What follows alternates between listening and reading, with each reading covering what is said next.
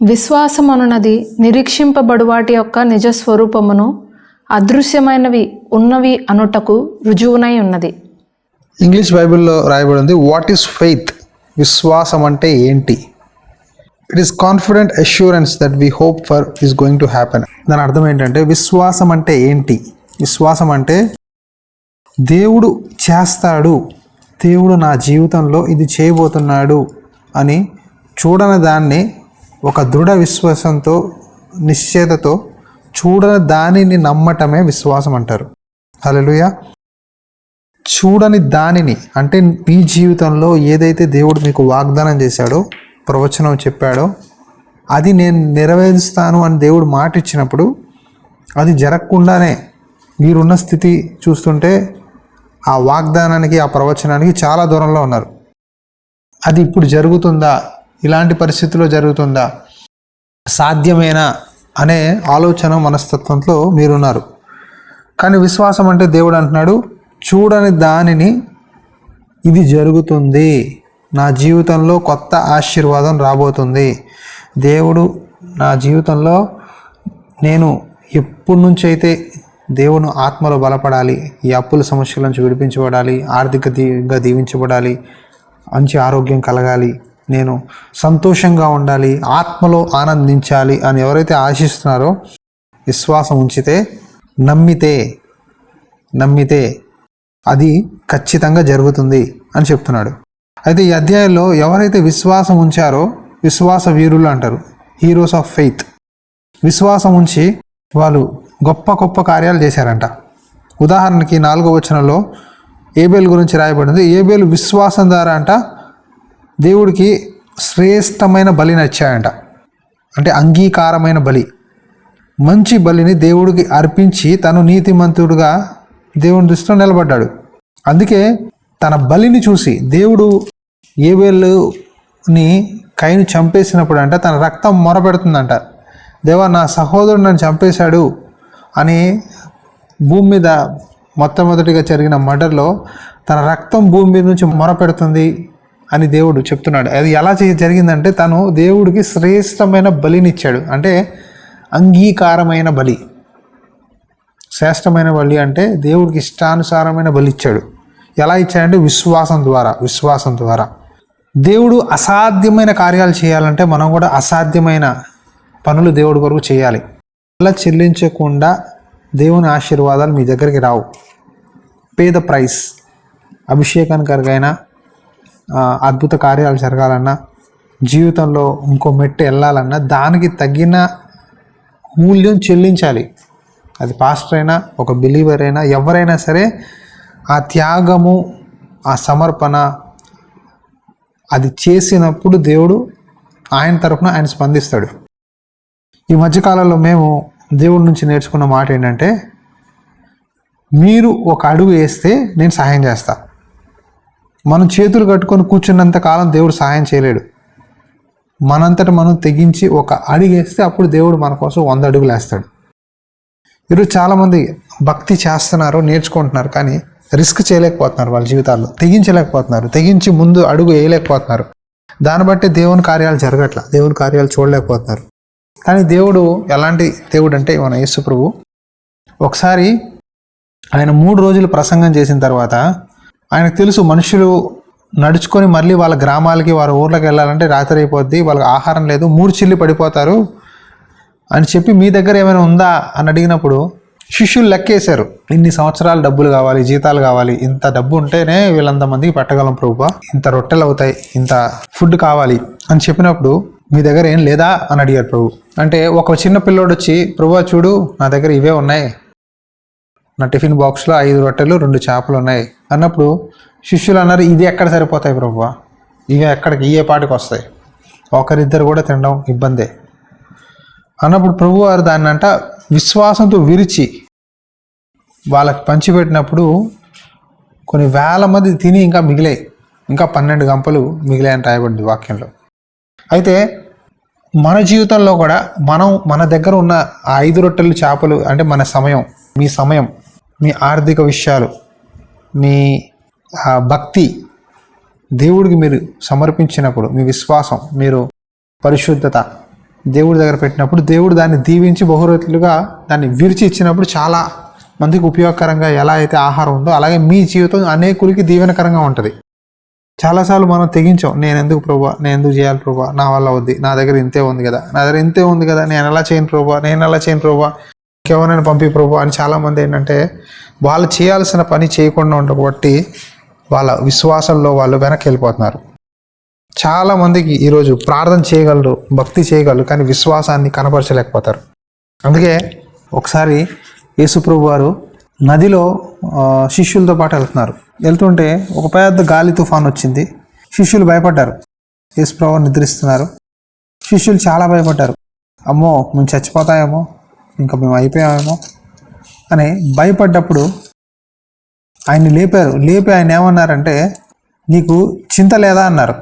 ప్రభువు ఉంటే ఎందుకు భయపడాలి? మీ నావలో ప్రభువు ఉన్నప్పుడు, మీ ఆధ్యాత్మిక జీవితంలో ప్రభువు ఉన్నప్పుడు గాలి తుఫాన్లు వస్తాయి, అలలు రేగుతాయి, సాతాను అనేక పోరాటాలు పెడతాడు, కానీ ప్రభువు మీతో ఉంటే ఎందుకు భయపడాలి? ఇక్కడ శిష్యులు ప్రభువు వాళ్ళతో నావలో ఉన్నప్పటికీ అదే నావలో ప్రభువు ఉండి ఏమీ చేపలు దొరకట్లేదయ్యా అని పేతురు అన్నప్పుడు, నువ్వు వల ఇటువైపు అటువైపు అని చెప్పినప్పుడు వెంటనే వల పిగిలే అంతగా బోటు నిండా చేపలు వచ్చి చూసిన శిష్యులే ప్రభువారు వాళ్ళతో ఉన్నప్పటికీ ఒక చిన్న గాలి తుఫాను వచ్చిన వెంటనే భయపడిపోయి, నీకు చింత లేదా ప్రభువా, నీకు బాధ లేదా అని ప్రభువాని ప్రశ్నిస్తారు. చాలాసార్లు మీ జీవితంలో పోరాటాలు వచ్చినప్పుడు, కష్టం వచ్చినప్పుడు, బాధ వచ్చినప్పుడు వెంటనే మీరు కూడా ప్రభువా మమ్మల్ని పట్టించుకోవా, మేము ఎంత కష్టాల్లో ఉన్నాం, మేము ఎంత బాధల్లో ఉన్నాం అని చెప్తే శిష్యులతో ప్రభువారు అంటారు, ఆయన లేచంట గాలి తుఫాన్ని గర్దించి క్వైట్ అనగానే గమ్మునైపోయిందంట గాలి తుఫాను. ఆ తర్వాత ఆయన వెంటనే అడిగాడు, ఎందుకు మీరు భయపడుచున్నారు, మీ విశ్వాసం ఎక్కడా అని అడిగాడు. ఇంగ్లీష్లో ఉంది, do you still have no faith, why are you so afraid? ఎందుకు భయపడుతున్నారు, మీ విశ్వాసం ఎక్కడా? దేవుడు ఈరోజు అడుగుతున్నాడు, మీ విశ్వాసం ఎక్కడా? Where is your faith? మీ విశ్వాసం ఎక్కడా? ఈరోజు దేవుడు మీ విశ్వాసం పెంచాలని ఆశపడుతున్నాడు. ఇదే 11వ అధ్యాయంలో చూస్తే కొన్ని మాటలు నేను మీకు అవుట్లైన్స్గా చూపిస్తాను, చూద్దాం. ఈ మాటలు చదివినప్పుడు మీకు నేను ఆపుతాను, ఆపినప్పుడు మీరు అర్థం చేసుకోండి. హెబ్రీయులకు రాసిన పత్రిక 11:7 మాట. హెబ్రీయులకు రాసిన పత్రిక 11వ అధ్యాయము 7వ వచనం. విశ్వాసమును బట్టి నోవాహు అది వరకు చూడని సంగతులను గురించి దేవుని చేత హెచ్చరింపబడి భయభక్తులు గలవాడై తన ఇంటివారి రక్షణ కొరకు ఒక ఓడను సిద్ధం చేసెను. అందువల్ల అతడు లోకము మీద నేరస్థాపన చేసి విశ్వాసమును బట్టి కలుగు నీతికి వారసుడాయను. విశ్వాసం చెప్పున నోవాహు అది వరకు చూడని సంగతులను, విశ్వాసం బట్టి చూడని సంగతులు తను చూశాయంట. దేవుడు తనని హెచ్చరించి మాట్లాడినప్పుడంట, ఇంతవరకు కని విని జరగని విషయాలు తన లైఫ్లో దేవుడు చెప్పినప్పుడంట వెంటనే విని విశ్వాసం ద్వారా ఒప్పుకొని స్వీకరించాడు. మొదట మీ జీవితంలో దేవుడు అనేక ప్రవచనాలు ఇచ్చి ఉంటాడు, వాగ్దానాలు చేసి ఉంటాడు, సేవకుల ద్వారా ప్రవచించి ఉంటాడు. అది మీరు అనుకొని ఉంటారు, ఇలా ఇవి కూడా జరుగుతాయా, నాకేనా ఇది, ఈ ప్రవచనం నాకేనా, ఈ వాగ్దానం నాకేనా అని మీరు అనుకుని ఉండొచ్చు. కానీ దేవుడు అంటున్నాడు, విశ్వాసం బట్టి మీరు చూడని సంగతులు చూడటమే విశ్వాసం అంటారు. ఒక కొరింథీయులో ఒక మాట ఉంది, దేవుని కార్యాలంట కంటికి కనపడవంట, చెవికి వినబడవంట, హృదయానికి గోచరం కావంట. అంటే హృదయం అర్థం చేసుకోలేదు. దేవుని కార్యాలు ఎప్పుడు కళ్ళు చూడలేవండి, చెవులకి అర్థం కావు. అంటే హృదయం కూడా పసిగట్టలేదు ఇది ఇలా జరుగుద్దా అనేది. మనం శరీరంలో ఉన్నాం. ఎప్పుడైతే ఆధ్యాత్మిక పురుషుడు, అంతరంగ పురుషుడు, స్పిరిచువల్ మ్యాన్, మీ హృదయంలో ఉన్న ఆధ్యాత్మిక పురుషుడిని మీరు బలపరిచినప్పుడు ఈ విశ్వాసం మీలో పెరుగుతుంది. చాలామంది ఏం చేస్తారంటే, భక్తి అనేది ఒక రోజుకి ఇన్ని అధ్యాయాలు చదవాలి, రోజుకు 10 నిమిషాలు ప్రార్థన చేయాలి, చర్చికి వెళ్ళాలి, శుక్రవారం ఉపవాస ప్రార్థన చేయాలి, ఇలా ఒక భక్తిని ఒక కండిషన్ అంటే నియమ నిబంధనలతో చేస్తారు. అది చేయడం తప్పు కాదు, చేయాలి. కానీ దానికి మించిన భక్తి మీరు చేసినప్పుడు మీ విశ్వాసం పెరుగుద్ది. మన హృదయంలో దేవుడు మనకు శరీరం ఇచ్చాడు, ఆత్మ ఇచ్చాడు. మన ఆత్మని ఎప్పటికప్పుడు దేవుని మాటలతో, ప్రార్థనతో, దేవునితో సావాసంలో పెంచుకోవాలి. ఈరోజు ప్రాబ్లం ఏంటంటే చాలామంది దేవుడితో సావాసం కన్నా సేవకుడికి భయపడిపోతారు. పాస్టర్ దృష్టిలో గొప్ప భక్తి చూపిద్దామని చూసుకుంటుంటారు, కానీ దేవుడి దృష్టిలో నేను ఎలా ఉన్నాను. చాలామంది చర్చిలో పాస్టర్ గారు వస్తే కళ్ళు మూసుకొని ప్రార్థన చేస్తారు, కానీ ఎవ్వరు లేకున్నప్పుడు చర్చికి వెళ్ళి ప్రార్థన చేయమంటే వెళ్ళరు. ఆ మనుషులు ఉండి సేవకుడు చూస్తూ ఆ మైక్ అదంతా ఉండి ఆ మ్యూజిక్ కొడుతుండే భక్తి వస్తుంది. ఎవరు లేకుండా ఒక్కరే వెళ్ళి కూర్చొని చర్చిలో భక్తి చేయమంటే చేయరు, ఇంట్రెస్ట్ రాదు, బోరింగ్. కానీ అక్కడే మీ విశ్వాసం కనబరచబడుతుంది. ఎవరున్నా లేకపోయినా దేవుడు నాకు చెప్పాడు ఈరోజు మందిరానికి వెళ్ళమని, నేను వెళ్తాను, కూర్చుంటాను, దేవుడి మాటలు నేను వినాలి, దేవుడితో నేను ప్రార్థన చేసుకుంటాను, నాకు ఏకాంత సమయం దొరికింది, హల్లెలూయా అని చెప్పి వెళ్ళి ఎవరైతే ఆ వ్యక్తిగత సంబంధం, తండ్రి పిల్లలకు ఉన్న సంబంధాన్ని దేవుడితో ఎవరైతే కొనసాగిస్తారో వాళ్ళ విశ్వాసాన్ని పెంచుతాడు. ఇక్కడ నోహా కాలంలో అండి మొత్తం దుష్టతరం, అక్కడ చర్చి లేదు పాపం, నోహాకి విశ్వాసుల మండలి లేదు, ఆయన ఒక్కడే విశ్వాసి, ఆయన విశ్వాసం బట్టి తన కుటుంబాన్ని నడిపించుకుంటున్నాడు. కాబట్టి అదే మాట రాయబడింది. ఇంకొకసారి చూద్దాం అదే మాట, 7వ వచనం, విశ్వాసం ద్వారా తను చూడని సంగతులను. విశ్వాసమును బట్టి నోవాహు అది వరకు చూడని సంగతులను గురించి దేవుని చేత హెచ్చరింపబడి భయభక్తులు గలవాడై తన ఇంటివారి రక్షణ కొరకు ఒక ఓడను సిద్ధం చేసెను. అందువల్ల అతడు లోకము మీద నేరస్థాపన చేసి విశ్వాసమును బట్టి కలుగు నీతికి వారసుడాయను. అది ఏం చేశాడండి, ఒక ఓడను సిద్ధపరిచాడంట. అది వరకు చూడని సంగతులు దేవుడు చెప్పినప్పుడు విశ్వాసం అంటే నమ్మాడండి, నమ్మడం బట్టి ఒక ఓడని సిద్ధపరిచాడు. అంటే ఏంటి, విశ్వాసాన్ని క్రియల్లో చేశాడు. అంతవరకు ఓడ ఎలా ఉంటుందో కూడా మనుషులకు తెలిసి ఉండకపోవచ్చు, ఎందుకంటే అంతవరకు అంట ఎప్పుడు వర్షాలు పడలేదంట, తుఫాన్లు రాలేదంట, ఎప్పుడేం జరగలే, అసలు వర్షం అనేది తెలియదు అప్పట్లో ఆ సమయంలో. కానీ ఎప్పుడైతే ఇతను ఓడ సిద్ధపరిచాడో అందరికి ఆశ్చర్యం వేసింది. దేవుడు ఉగ్రత వస్తుంది, మీరందరూ ఈ ఓడలోకి రండి అని అందరికి హెచ్చరించాడు. దేవుడి మాటని తను రూఢిపరచబడి నమ్మకంగా చెప్పాడు. తను చెప్పినప్పుడు కొంతమంది నమ్మారు, కొంతమంది నమ్మలా, అందరు తను పిచ్చోళ్ళ చూశారు ఆల్మోస్ట్గా. చివరిగా చూస్తే ఆ ఓడలో ఎక్కింది తన కుటుంబం మాత్రమే ఎక్కింది, ఇంకెవ్వరు రాలా. ఆ తర్వాత దేవుడు చెప్పినట్టుగా రెండుగా జతల్ని, జంతువులందరినీ, భూమి మీద ఉన్న వాటిని తీసుకొచ్చి తను భద్రపరిచినట్టు మనం వాక్యంలో చూస్తాం. అయితే తను విశ్వాసం ద్వారా దేవుని దృష్టిలో నీతిమంతుడిగా ఎంచబడెను. అబ్రహాము కూడా అంతే. అబ్రహాం అంట విశ్వాసము ద్వారా దేవుడు చెప్పినప్పుడు తన ఇంటిని విడిచిపెట్టి తను ఎరుగని స్థలానికి వెళ్ళాడంట. ఏమి జరుగుతుందో తనకు తెలీదు, ఎక్కడికి వెళ్తున్నాడో తెలీదు, ఏమవుతుందో తెలీదు, కానీ వాగ్దాన భూమికి విశ్వాసంతో తను అక్కడ జీవించాడంట. ఈ మాట చదివినప్పుడు మా జీవితమే గుర్తొస్తుంది. మేము కూడా ఎక్కడికి వెళ్తున్నామో, ఈ పల్లెటూరు పేరు కూడా మాకు తెలియదు ఒకప్పుడు, ఇక్కడికి రావాలని కూడా తెలియదు, ఇక్కడ ఎవరున్నారో తెలీదు, ఇక్కడ ఒక ఫ్రెండ్ లేడు, ఒక పాస్టర్ సహాయం లేదు, ఒక విశ్వాసి సహాయం లేదు, ఎవరు లేరు. మేము వచ్చిన ఈ చర్చి పెట్టిన ప్రాంతంలో, ఈ చర్చి విషయంలో కానీ ఇక్కడ సేవ విషయంలో కానీ ఎవరు, ఒక్క వ్యక్తి కూడా సపోర్ట్ లేదు. ఒక వ్యక్తి కూడా మాకు ఇక్కడ వచ్చి ఇది చేయి, ఇది ఇక్కడ కట్టు, ఇది చేయని ఎవరు చెప్పలే, ఎవరు సలహా ఇవ్వలే. ఆయన తీసుకెళ్ళాడు. అబ్రహాము కూడా విశ్వాసం ద్వారా, ఇది విశ్వాసం ద్వారా జరుగుతాయి. శూన్యంలో చూడడమే విశ్వాసం.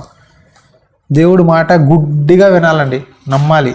చిన్న పిల్లలకి ఎంత విశ్వాసం ఉంటుంది తెలుసా తన తల్లిదండ్రులకి మీద. పిల్లలు గుడ్డిగా నమ్ముతారు, మా అమ్మ నాన్న చేస్తారని. మనం కూడా దేవుడి మీద, మన ప్రభు యేసయ్య మీద విశ్వాసాన్ని ఉంచాలి. ఈరోజు మీ జీవితంలో చాలా విషయాల్లో బంధకాలు ఉన్నాయి, చాలా విషయాల్లో మీరు బయటికి రాలేకపోతున్నారు, విడిపించలేకపోతున్నారు, ఎందుకంటే మీ విశ్వాసాన్ని మీరు పెంచుకోలేకపోతున్నారు. ఇప్పుడు నేను 3 విషయాలు చెప్తాను. ఈ 3 విషయాలు మీరు జాగ్రత్తగా చూసుకోండి. మీరు విశ్వాసంలో ఎదగాలి, బలపడాలి అంటే 3 విషయాలు. రోజు అండి పొద్దున్న లేచి ప్రార్థన చేయండి. ఒక రోజులో కనీసం 2 గంటలు దేవుడితో ప్రార్థనలో గడపండి. వాక్యం అంట చాలామంది చదువుతారు, చదివి లేచేస్తారు, కానీ వాక్యాన్ని ధ్యానించాలి. ఒక యూట్యూబ్లో ఇప్పుడు ఒక వాక్యం పెట్టామనుకోండి, ఆ వాక్యం చాలామంది వినేస్తారు. ఓకే, టాపిక్ ఇది, సిస్టర్ గారి రిఫరెన్స్లు చెప్పారు, బ్రదర్ గారి రిఫరెన్స్లు చెప్పారని చెప్పేసి వినేసి వెళ్ళిపోతారు. కానీ ఈరోజు సాతాను ఏం చేస్తున్నాడంటే విన్న వాక్యాన్ని ఫలించకుండా మీకు మెదడులో తీసుకెళ్ళిపోతున్నాడు. విన్న వాక్యం మెదడులో కాదు, హృదయంలోకి వెళ్ళాలి. హృదయంలోకి వెళ్ళాలంటే ఒక్కసారి వింటే సరిపోదు, ఒకే వాక్యం 4 సార్లు వినండి.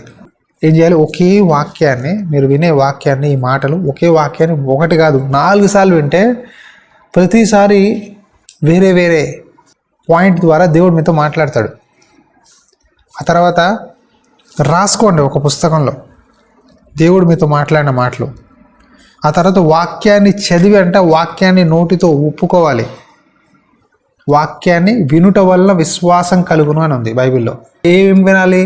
లోకవార్తలా? వినుట వల్ల అంటే దేవుని వాక్యం వినుట వల్ల, దేవుని మాటలు వినుట వల్ల విశ్వాసం కలుగును. దేవుని మాటలు జాగ్రత్తగా శ్రద్ధగా సమయాన్ని తీసి, నాకు తెలుసు మీరందరూ చాలా బిజీగా ఉంటారని, కానీ వాక్యాన్ని ఎంత బాగా వింటారో అంత బలపడతారు. ఈరోజు వాక్యాన్ని వినడం అంటే ఇప్పుడు మన తెలుగు రాష్ట్రాల్లో ఇప్పుడు వాక్యాలు రకరకాలుగా ఉన్నాయి. కొంతమంది భయంకరంగా తిడతారు, కొంతమంది భయంకరంగా శపిస్తారు, కొంతమంది భయంకరంగా దూషిస్తారు. ఇవి కాదు వినాల్సింది. మీ ఆత్మలో విశ్వాసాన్ని పెంచే మాటలు వినాలి. మీ హృదయానికి, మీ పరిస్థితిలో, ఈ పరిస్థితిలో మిమ్మల్ని ఓదార్చి మిమ్మల్ని బలపరిచి ధైర్యపరిచే మాటలు, దేవుని ప్రత్యక్షతలు, పరిశుద్ధాత్మ దేవుని సింహాసనం నుంచి వచ్చే ఆ బలపరిచే మాటలు వినాలి. మీ ఆత్మకి విలువైన ఏదైతే మీకు అవసరమో ఈ పరిస్థితిలో ఆ మాటలు వినాలి. ప్రార్థన చేయాలి. ఆ తర్వాత వాక్యాన్ని చదవాలి. ఈ 3 చేసినప్పుడు అంటే ఈ 3టిని వెల చెల్లించడం అంటారు. అంటే మీ సమయాన్ని దేవుడికి ఇవ్వడం అంటే పేయింగ్ ద ప్రైస్. ఈ 3 దేవుడికి మీరు ఇచ్చినప్పుడు దేవుడు మీ జీవితంలో గొప్ప కార్యాలు చేస్తాడు. మీ విశ్వాసాన్ని పెంచుతాడు. శిష్యులు అడుగుతారు, ప్రభువా మా విశ్వాసాన్ని పెంచు అంటారు. ఇంకా ఆశ్చర్యమైన విషయం ఏంటంటే యేసు ప్రభు ఒక వ్యక్తి జీవితాన్ని చూసి చాలా ఆశ్చర్యపడతారు.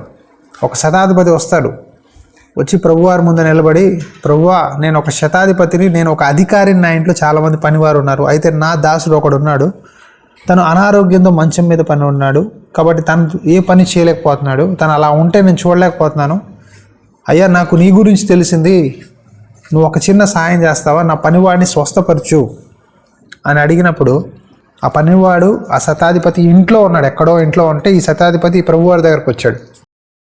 ప్రభువారు ఏమన్నారంటే నేను నీతో వచ్చి తన్ని స్వస్థపరుస్తాను అని అన్నారు. కానీ ఈ శతాధిపతి అంటాడు, ఈ సెంచురియన్ అంటాడు, దేవా నేను ఒక అధికారిని, నా కింద చాలామంది పనివారు ఉన్నారు, నువ్వు నా ఇంట్లో రావడానికి నేను అంత యోగ్యత లేని వాడినయ్యా, నువ్వు పరిశుద్ధుడివి, నేను ఇబ్బంది పెట్టదలుచుకోవట్లేదు, నాకు ఒక చిన్న సహాయం చేయి, నువ్వు ఒక్క మాట ఇక్కడి నుంచి చెప్పేసి తను బాగైపోతాడని ఒక్క మాట నాకు చెప్పు, నేను నమ్ముతాను తను బాగైపోతాడు.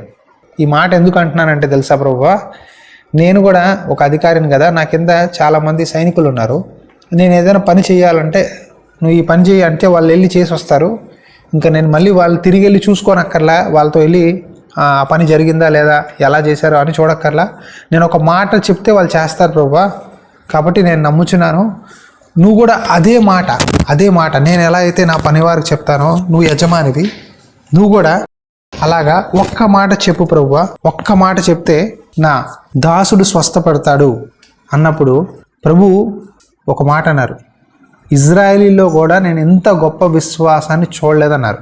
హల్లెలూయా. అలాంటి విశ్వాసం కావాలి. ప్రభువా నువ్వు అది చేస్తావా, నీ చిత్తమేనా, ఇలా చేస్తావా, నీ చిత్తమైతే ఇవ్వు ప్రభువా, లేకపోతే వద్దులే ప్రభువా అంటాం. కానీ మన పిల్లలు అలా అడగరుగా. మా పాప అంటది, నాకు ఇది కావాల్సిందే, నాకు ఇస్తావా లేదా, 5 ఏళ్ళ పాప అండి, నాకు ఇవ్వాల్సిందే నాన్న, ఎందుకేవో. తను అడిగే ఆ పట్టుదల, తను అడిగే ఆ మాటలు నేను విన్నప్పుడు నేను అనుకుంటా, ప్రభువా నేను ఎందుకు నిన్ను అట్లా అడగలేకపోతున్నాను. నా చిన్న కుమార్తె నన్ను, నువ్వు నాన్న రేపు పొద్దున నువ్వు లేచి నువ్వు రెడీ అయ్యి ఆ షాప్కి వెళ్ళాలి, వెళ్ళి స్కెచ్ పెన్ తీసుకొని జేబులో పెట్టుకొని నాకు తెచ్చి నువ్వు నాకు ఇవ్వాలి అని నాకు ఎలా వెళ్ళాలో ఎప్పుడు వెళ్ళాలో కూడా చెప్తుంది మా పాప. మీకు అర్థమవుతుందా? వింటున్నారా? నేను ఒకవేళ రాత్రి తీసుకురాలేదనుకోండి, కుదరలేదమ్మా అంటే, లేదు నాన్న పర్లేదు, రేపు పొద్దున్న నువ్వు రెడీ అవ్వు, కాఫీ తాగు, టిఫిన్ తిను, అక్కడికి వెళ్ళు, తీసుకో, నాకు తెచ్చి ఇవ్వాలి అని ఎంత చక్కగా చెప్తుంది. ఎలా చేయాలో కూడా చెప్తుంది. నేను అనుకుంటా ప్రభు ఇంత గొప్ప విశ్వాసం ఇలా నేను ఎందుకు అడగలేకపోతున్నాను. నేను ఒక చంటి పిల్లవాళ్ళ ఉండాలంట ప్రభు ముందు. పరలోక రాజ్యంలో ఎలాంటి వారు కావాలంటే ప్రభువారు ఒక పిల్లవాడిని తీసుకొచ్చి ఇలా మారితే కానీ, మీరు చిన్న పిల్లవలే మారితే కానీ మీరు పరలోక రాజ్యం చేరలేరన్నారు. మరి పిల్లలు అడుగుతారుగా తల్లిదండ్రులు, మాకు ఇది కావాలి, ఇది చేయండి అని. చిన్నపిల్లలు మనం ఎందుకు అలా అడగం? మీరు అనొచ్చు, బ్రదర్ మేము అడిగి అలసిపోయామని. పిల్లల్లా అడిగి చూడండి, దేవా నాకు ఇలా చేయి ప్రభువా, నాకు నువ్వు సహాయం చేయి, నాతో మాట్లాడు. సహవాసం ఉన్నవారితో దేవుడు గొప్ప కార్యాలు చేస్తాడు. సహవాసం ఉన్నవారితో దేవుడు మూవ్ అవుతూ ఉంటాడు. సహవాసం ఎవరికైతే దేవుడితో ఉంటుందో వాళ్ళ జీవితాల్లో వాళ్ళు ఒకే చోట ఆగిపోరు, నిలిచిపోరు. నీళ్ళంట ఒకే బకెట్లో కొన్ని రోజులు పెడతాయంట, మురిగిపోయి పురుగులు పట్టి పాడైపోతాయంట. కానీ అదే నీటిని మీరు మారుస్తూ ఉంటే వాడుతూ ఉంటే కొత్త నీరు ఆ బావిలోంచి ఉబుకుతూ ఉంటుంది, ఫ్రెష్ వాటర్ వస్తూ ఉంటుంది. మనం కూడా ఆధ్యాత్మికంగా ఎప్పటికప్పుడు ఫ్రెష్నెస్, కొత్తదనం, విశ్వాసంలో ముందుకెళ్ళడం, దేవుని కార్యాలు చూడడం, ఫ్రెష్నెస్ కావాలి. చాలామంది అంటారు నేను 40 సంవత్సరాల నుంచి విశ్వాసిని, 30 సంవత్సరాల నుంచి విశ్వాసిని, ఆ మాటలోనే ఉండిపోతారు. కానీ దేవుడు అంటున్నాడు చిన్న పిల్లవాడి వలె మారాలి. అంటే చిన్న పిల్లలు ప్రతిరోజు వాళ్ళు కొత్తగా ఆలోచిస్తారు, కొత్తగా ఉంటారు. అలాగే మనం కూడా దేవుడి దగ్గర నేను ఇంకా ఏం నేర్చుకోవాలి, ఇంకా నేనేం తెలుసుకోవాలని ఆశ ఉండాలి. ఎప్పుడైతే మీలో ఆసక్తి చచ్చిపోద్దో, నాకు అన్నీ తెలుసు, నాకు వాక్యం అంతా వచ్చు, నాకు ప్రార్థన ఎలా చేయాలో తెలుసు, దేవుడు ఎన్నో అద్భుతాలు చేశాడు చాలే, అప్పుడు చేశాడులే, పలానా చేశాడులే అని ఆగిపోకూడదు. ప్రతిరోజు లేచిన వెంటనే నా జీవితంలో ఈ నెల, ఈరోజు గొప్ప కార్యం నేను నుంచి ఎదురు చూస్తున్నాను ప్రభువా, సహాయం చేయి. పిల్లల్లాగా ఆశించాలి. గొప్ప కార్యం నేను ఆశిస్తున్నాను, చేస్తావా ప్రభువా, ప్లీజ్ చేయి ప్రభువా, మాట్లాడు ప్రభువా, నాకు ఒక సూచనలు చూపించు ప్రభువా, వాగ్దానాన్ని నెరవేర్చు ప్రభువా, నేను సాక్ష్యం చెప్తాను, నీ నామానికి మహిమ కొరకు నన్ను నిలబెట్టు ప్రభువా, కొండ మీద పట్టణంలా నన్ను చేయి ప్రభువా అని మనం మాట్లాడుతూ ఉంటే, విశ్వాసంతో దేవుని అడుగుతా ఉంటే దేవుడు ఆసక్తి కలుగుద్ది. మీరు చెడ్డవారై ఉండి మీ పిల్లలు అడిగితే ఇస్తారు కదా, మీ పిల్లలు గుడ్డు అడిగితే పామిస్తారా? ఎవరుగా? అలాగే నేను అడుగు వారికి పరిశుద్ధ ఆత్మని ఎందుకు ఇవ్వను? ఈరోజు మీరు పరిశుద్ధ ఆత్మను అడగాలి. దేవుని పరిశుద్ధ ఆత్మతో అభిషేకించబడాలి, ఆత్మలో నేను ఎదగాలి, ఆయన పరిశుద్ధ ఆత్మ ద్వారా నేను బోధించబడాలి, నా విశ్వాసం పెరగాలి, నేను కూడా ఒక విశ్వాసంలో గొప్ప కార్యాలు చేయాలి అని ఆశపడాలి. ఈ అధ్యాయం మీరు ఆగి ఒక్కొక్క వాక్యం అంటే 10 సార్లు చదవండి. నేను ఇప్పుడు ఒకే వాక్యం నోహా గురించి ఒక 4 సార్లు చదివించాను మీకు అర్థం అవ్వాలని. కానీ దీన్ని 10 సార్లు చదవండి. 11 అదే 1వ వచనమే 2 రోజులు చదువుతున్నా, అదే చదువుతున్నా. అంటే చూడని దాన్ని నమ్మటం విశ్వాసం. దేవుడు ఏదో ఆశించాలి, అదే మాట నా మనసులో తిరుగుతూనే ఉంది. కాబట్టి నేను మీకు అది చెప్పాలనుకున్నాను. అయితే వాక్యాన్ని ఒక 3 అధ్యాయాలంటే పేపర్ చదివినట్టు చదవద్దండి దయచేసి. దాన్ని బాగా ధ్యానించండి, నెమరు వేయండి. చెరుకు రసాన్ని చెరుకు మెషిన్లో వేస్తే ఎన్నిసార్లు తిప్పుతాడు తెలుసా? నిమ్మకాయ పెట్టి, అల్లం పెట్టి, అటు తిప్పి ఇటు తిప్పి ఎన్నిసార్లు పిండుతాడంటే పిప్పయ్యే వరకు. కానీ వాక్యం ఎప్పుడు పిప్పవదు. వాక్యంలోంచి కొత్త విషయాలు తెలుస్తూనే ఉంటాయి. కాబట్టి వాక్యం చదివే విధానం మారాలి, మీ ప్రార్థన చేసే విధానం మారాలి, దేవుని అడిగే మాట విధానం మారాలి. పేతురు నీకు చింత లేదా అని అడిగాడు. ప్రభువారి కోపం వచ్చింది. విశ్వాసం ఎక్కడా అని అడిగాడు. అడిగే విధానం అది కాదు. ప్రభువా నువ్వు నాకు తోడుగా ఉన్నావు, నువ్వు నన్ను విడిపిస్తావు, నువ్వు నాకు సహాయం చేస్తావు అని మనం నమ్మికతో అడిగితే దేవుడు చేస్తాడు. ఈ సమయంలో కళ్ళు మూసుకుందాం. నేను మీ విశ్వాసం పెరగాలని ప్రార్థన చేస్తాను. నాకు ఎందుకో ప్రేరేపణ వస్తుంది. దేవుడు మీ విశ్వాసం పెంచాలని ఆశపడుతున్నాడు. దేవుడు మీ జీవితాల్లో ఆగిపోయిన, ముయ్యబడిన బంధకాల నుంచి విడిపించాలని ఆశపడుతున్నాడు. ప్రార్థన చేద్దాం కళ్ళు మూసుకొని. నాతో ఈ ప్రార్థనలో ఏకీభవించండి. ప్రార్థన. పరిశుద్ధుడా యేసయ్య జీవాధిపతి తండ్రి, నీకు వందనాలు. ఈ కాల్లో ముఖ్యంగా ఎవరైతే ఈ మాటలు విన్నారో అయ్యా, విశ్వాసం ద్వారా నూతన కార్యాలు జరిగించే ప్రభువా. అయ్యా, చూడని దానిని నమ్మటమే విశ్వాసం. నా జీవితంలో దేవుడు గొప్ప కార్యాలు చేస్తాడు అని ఆశించుటయే విశ్వాసం. ఈరోజు ఎంతమంది అయితే ఈ విశ్వాసం కావాలి, నా విశ్వాసాన్ని పెంచు, శతాధిపతి ఎలాగైతే ఒక్క మాట చెప్పు ప్రభువా ఇది జరిగిపోతుంది అన్నాడు, ఈరోజు నేను అడుగుతున్నాను ప్రభువా, ఒక్క మాట చెప్పు ప్రభువా వీళ్ళ జీవితాల్లో నెరవేరాలి ప్రభువా. ఇది కలుగును గాక అంటే కలగబడింది సృష్టి అంతా విశ్వాసం ద్వారా. విశ్వాసంతో మాట్లాడడానికి సహాయం చేయి. అవిశ్వాసం మాటలు, నెగిటివ్ మాటలు తండ్రి, దూషణ మాటలు, మరణకరమైన మాటలు ఈ వీళ్ళ నోట్లోంచి తీసివేయండి ప్రభువా. దేవుడు మేలు చేస్తాడు, నా దేవుడు నాకు తోడుగా ఉన్నాడు, నా దేవుడు నన్ను విడిచిపెట్టడు, నేను దేవుని దగ్గర గొప్ప కార్యాలను ఆశిస్తున్నాను. ఒక మిషనరీ అన్నాడు, దేవుడి నుంచి గొప్ప కార్యాలు ఆశించు, దేవుని కొరకు గొప్ప కార్యాలు తలపెట్టు. Expect great things from God, attempt great things for God. ప్రభువా నీ దగ్గర గొప్ప కార్యాలు ఆశించడానికి సాయం చేయి తండ్రి. మమ్మల్ని అందరినీ గొప్పగా దీవించే దేవుడివి. ఈ కాల్లో ఎవరైతే బంధకాల్లో ఉన్నారో, ముఖ్యంగా అనారోగ్యంతో, ఆర్థిక ఇబ్బందులతో, కుటుంబ విషయాల్లో ఆధ్యాత్మిక విషయాల్లో వెనక జారిపోయి ఉన్నారు, యేసుక్రీస్తు నామములో విశ్వాసంతో అడుగుచున్నాను. వాళ్ళు చూడని దానిని చూపించమని వేడుకుంటున్నాను. ఇంతవరకు వాళ్ళ జీవితంలో ఏదైతే జరగలేదో దానికి మించిన కార్యాలు జరుగును కాక. యేసు నామములో వాళ్ళ ప్రార్థనలు, వాళ్ళ మొరలు వినబడి వాళ్ళకి త్వరలో ఒక జవాబు దయచేయి ప్రభువా. త్వరలో దేవుడు మీకు మీ ప్రార్థనలకి జవాబు ఇచ్చునుగాక, మీ జీవితాన్ని మార్చునుగాక. పరిశుద్ధాత్మదేవ అడుగువాని మీద పరిశుద్ధాత్మ అభిషేకం దయచేయి. ఇదిగో వాళ్ళ ఎక్కడైతే ఉన్నారో వాళ్ళని ముట్టి ప్రభువా తాకి అభిషేకించు ప్రభువా. నూతన కార్యాలు జరిగించు. పరిశుద్ధాత్మ అభిషేకాన్ని దయచేయి. నీ వాక్యాల్లో ఉన్న ప్రత్యక్షతలు ఇంకా అర్థం చేసుకునే మనస్సుని, హృదయాన్ని దయచేయి. నీ పిల్లలందరూ ఈ కాల్లో ఎవరైతే తమ సమయాన్ని వెచ్చించి విన్నారో, ఇక్కడ నుంచి చేసే ప్రార్థన పరమందు చేరి ఎవరైతే మీటింగ్లో ఉన్నారో వారందరూ పేరు పేరున వాళ్ళ గృహాలలో వాళ్ళ జీవితంలో గొప్ప కార్యాలు చూచుతురుగాక, వాళ్ళు దీవించబడుదురుగాక. మీరే ఆశీర్వదించి రాబోయే రోజుల్లో మంచి సాక్ష్యాన్ని మీ ద్వారా వినుటకు సహాయం చేయమని యేసు నామములో అడిగి వేడుకుంటున్నాం తండ్రి. Amen, amen. తండ్రి యొక్క దీవెనయు, కుమారుని కృపయు, పరిశుద్ధాత్మ ఆదరణకర్త అన్యోన్య సావాసం సన్నిధి సదాకాలం తోడై ఉండి నడిపించునుగాక. ఆమెన్.